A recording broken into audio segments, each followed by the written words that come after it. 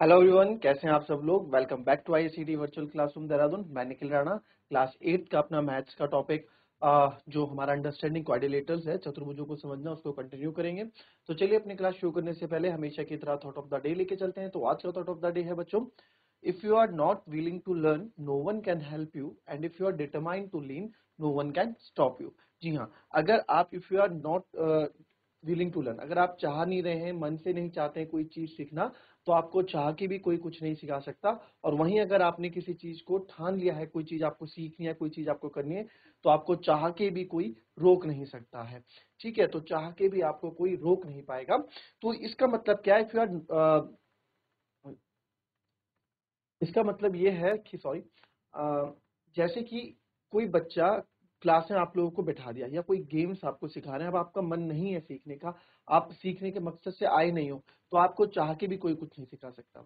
चाहे वर्ल्ड का best coach आ जाए, वो भी आपको चाह के कुछ नहीं सिखा सकता। वहीं अगर अगर आपने कोई चीज ठान ली कि नहीं, मुझे ये चीज करना है, मुझे क्वेश्चन करना है, मुझे ये चीज अचीव करनी है, ठीक है, मुझे साइंस में इतने नंबर लाने हैं, मुझे मैथ्स में इतना करना है, मुझे हिंदी में इतना अच्छा करना है, तो आपने अगर चीज ठान ली तो आपको कोई रोक भी नहीं सकता।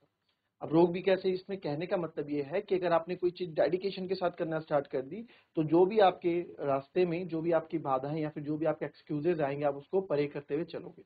जब फॉर एग्जाम्पल दो बच्चे हैं, जो चाह रहा है, जो नहीं चाह रहा है पढ़ना, और एक बच्चा है जो जो आपने ठाना हुआ है। छोटा सा एग्जाम्पल के तौर पे, घर में गेस्ट आते हैं, तो पहले वाले बच्चे को मौका मिल जाता है, गेस्ट आए उनके साथ इन्वॉल्व हो जाएंगे, इधर उधर पता है, और इधर उधर आएगा, घर वाले ज्यादा कुछ नहीं बोलेंगे। दूसरा बच्चा है, जो वो गेस्ट जो आएंगे, थोड़ी देर उनसे मिलेंगे, और उसके बाद अपना अपने बैक टू योर स्टडीज, वो अपने स्टडीज, क्योंकि उसको पता है, वो डिटरमाइंड है अपने गोल को लेके, तो अपने रूम में जाके या फिर कहीं दूसरी जगह अपना बिल्कुल जहाँ पे उसको कंफर्टेबल हो पढ़ाई के लिए, वहां जाके अपनी पढ़ाई या फिर अपने जो भी उसका गोल है उसकी तरफ अपना काम करेगा। तो ये था हमारा आज का thought of the day. Now अब हम इसमें, कल हमने काफी क्वेश्चंस कर डाले हैं क्वाड्रिलेटरल समांतर चतुर्भुज के ऊपर। तो एक या दो क्लास और रहेगी समांतर चतुर्भुज के ऊपर, उसके बाद ये क्लास खत्म हो जाएगी। उसके बाद हम दूसरे क्वाड्रिलेटर्स की तरफ आएंगे। अब आपके पास, ये मैंने कल बता दिया था, चलिए ये डायगोनल वाला है, ठीक है, डायगोनल वाला है। बट इसको करने से पहले, ठीक है, इसको करने से पहले मैं आपको और भी चीजें बता देता हूँ। एक क्वेश्चन देता हूँ बहुत सिंपल, क्योंकि हमने सारी चीजें पढ़ी हुई हैं, तो उसी क्वेश्चन से रिलेटेड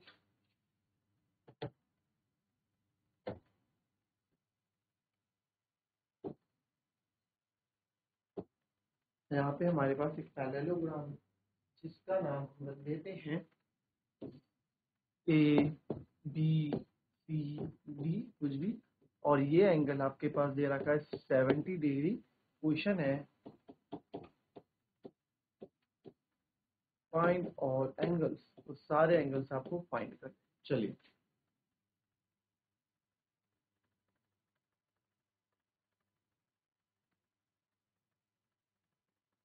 चलिए आ गया आंसर। देखिए, बहुत ही इजी ये क्वेश्चन आपको यहाँ पे मैंने दिया था, और अब तक तो आपका आंसर आ जाना चाहिए था, कुछ भी इस क्वेश्चन में नहीं था। ठीक है, अब देखेंगे यहाँ पे 70 डिग्री है। अब एंगल ए बराबर एंगल सी में लिख सकता हूँ, क्यों? क्योंकि opposite side of parallelogram equal होते हैं, तो सब बच्चों ने बहुत इजीली कर लिया होगा। Opposite side of parallelogram are equal, तो एंगल ए बराबर हो जाएगा 70 डिग्री, है ना। एंगल ए बराबर 70 डिग्री है, तो एंगल ए बराबर एंगल सी है, तो एंगल ए जब 70 डिग्री है, तो एंगल सी भी कितना हो जाएगा? 70 डिग्री। तो एंगल सी भी मेरा कितना आ गया? 70 डिग्री आ गया। अब एंगल सी भी 70 आ गया है। अब बच्ची मेरे पास बाकी की चीजें, यार ये एंगल बी एंगल कैसे आएगा, और ये डी एंगल, इन दो में से कोई भी एक एंगल मेरे को मिल गया, तो इट मीन्स मेरे को दूसरा एंगल भी मिल गया, क्योंकि दोनों ही अपोजिट एंगल इक्वल इसमें होते हैं। तो अब हमें यहाँ पे जो हमें सोचना है, हम सोचना है इसका इससे कैसे निकालें। हमें तो बस अभी तक यही मालूम हुआ कि ये 70 डिग्री है, और क्या। तो हमारा दिमाग एकदम, क्योंकि पैरेललोग्राम की बात हो रही है, तो पैरेललोग्राम की प्रॉपर्टी सोचेंगे, इसमें ट्रायंगल की तो हम सोचेंगे नहीं। पैरेललोग्राम की एक प्रॉपर्टी और ये बोलती है कि जो पड़ोसी एंगल होते हैं उनका जो सम होता है 180 डिग्री होता है। अब ए का पड़ोसी बी भी है, ए का पड़ोसी बी भी है, तो आपको जो मन करे आप वो ले लो। तो angle A plus angle B बराबर 180 डिग्री। क्यों जी? आप लिख सकते हो क्योंकि sum of adjacent angle of parallelogram is 180 degree. ठीक है, क्योंकि जी जो आसन कोण होते हैं समांतर चतुर्भुज के आसन कोणों का योग 180 डिग्री होता है।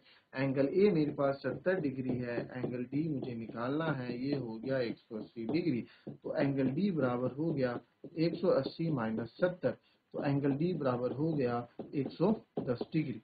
तो यहाँ पे एंगल डी कितना आ गया, 110 डिग्री आ गया। जब ये 110 डिग्री है तो एंगल डी बराबर एंगल बी होगा, same opposite side of parallelogram are equal, तो देयरफॉर एंगल बी भी आपका हो जाएगा 110 डिग्री। तो हमारे पास चारों एंगल, तीनों एंगल जो बचे तो हमारे पास आ गए। कॉपी किएंगे इसको, उसके बाद नेक्स्ट क्वेश्चन पे आएंगे।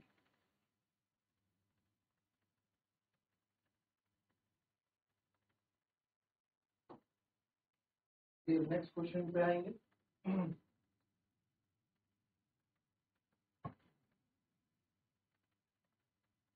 चले यहाँ पे x, y, z की वैल्यू आपको निकाल के बतानी। फिगर देखिए ध्यान से, और यहाँ पे x, y, z की वैल्यू आप निकाल के बताएं।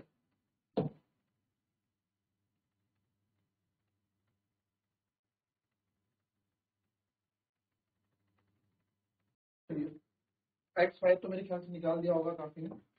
एक्स वाई तो आपने निकाल दिया होगा, क्योंकि एक्स वाई इजी है निकालने के लिए ना, एक्स वाई इजी है निकालने के लिए। तो अब आप यहाँ देखें इस क्वेश्चन में हम कैसे करेंगे।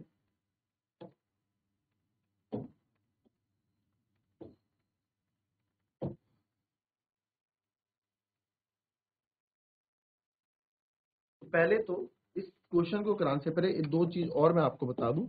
ये दो समांतर रेखाएं हैं, ठीक है। तो कभी भी, ये आपको पता भी होगा बट फिर भी मैं बता दूं, कभी भी दो समांतर रेखाओं को कोई एक रेखा जो काटती है जिसको हम त्रियक रेखा बोलते हैं, ठीक है, ट्रांसवर्सल लाइन बोलते हैं, ठीक है। तो ये हमारी पैरेलल लाइन है और जो लाइन इसको काटती है उसको हम बोलते हैं ट्रांसवर्सल। क्या बोलते हैं, ट्रांसवर्सल, ठीक है, यानी कि त्रियक रेखा। तो त्रियक रेखा होता है। तो इसमें एक चीज आपको मैं बता दूं, इसमें आपके ऑल्टरनेट इंटीरियर, जैसे अगर ये एंगल है तो ये वाला एंगल, ये दोनों क्या होंगे, बराबर। ये एंगल है तो ये वाले एंगल बराबर होंगे। तो दोनों ही एंगल हमारे क्रॉस में, जब कोई दो समांतर रेखा है उसके दोनों लाइन के अंदर है ना, ये भी लाइन के ऊपर है, ये भी लाइन के ऊपर है, तो ये हमारे ऑल्टरनेट इंटीरियर एंगल हो जाते हैं, ठीक है। तो इस तरीके से अब इसमें आप बोलोगे कि सर, ठीक है, ऑल्टरनेट इंटीरियर एंगल में, ठीक है, ये हमारा, फिर से देख लो, ये दो पैरेलल लाइन है, ठीक है, फिर से देख लो दो पैरेलल लाइन है। एक लाइन काट रही है, ऐसे भी काट सकती है, सीधे भी काट सकती है, दोनों केस में आपको बता देता हूँ, ऐसे भी काट सकती है, ठीक है। दोनों केस में आपको समझा देता हूँ यहाँ पे। तो मैंने बोला ऑल्टरनेट इंटीरियर एंगल, यानी एकांतर अंतः कोण, इंटीरियर वर्ड आ रहा है तो अंदर की ही एंगल की बात हो रही है। ऑल्टरनेट मतलब एक, जैसे हम बोलते हैं ना ऑल्टरनेट डेज आना, एक दिन छोड़ के, तो एक आज आना है फिर एक बाद में आना है, तो एक दिन छोड़ के, है ना। तो यहाँ भी ऑल्टरनेट मतलब एक उल्टा, इंटीरियर मतलब ये वाला। अब इसके सीध में ये नहीं है, ये वाला एंगल है ऑल्टरनेट, तो ये, तो this is alternate interior angle, तो this is alternate interior angle, ठीक है। तो ये ऑल्टरनेट इंटीरियर एंगल होगा। तो आपको एकांतर अंतः कोण मैंने बताया कि क्या होता है ना। और तो उस पे ये आप क्वेश्चन जो करेंगे इस पे बेस, ये क्वेश्चन आपका होगा ऑल्टरनेट इंटीरियर एंगल्स पे बेस। एक्स वाई इजीली निकल जाएंगे, जेड में थोड़ा आपको सोचना पड़ेगा और इजीली आपको आंसर निकल जाएगा। बहुत ही इजी क्वेश्चन आएगा एग्जाम में, तो एक या दो नंबर का आएगा, ज्यादा नहीं आएगा, बट सोचना है आपको इसके लिए, है ना। हमारे लिए एक नंबर भी बहुत इंपॉर्टेंट है। तो मिलेंगे अपनी नेक्स्ट क्लास में, तब तक के लिए be happy, be healthy and be safe. Thank you and have a nice day.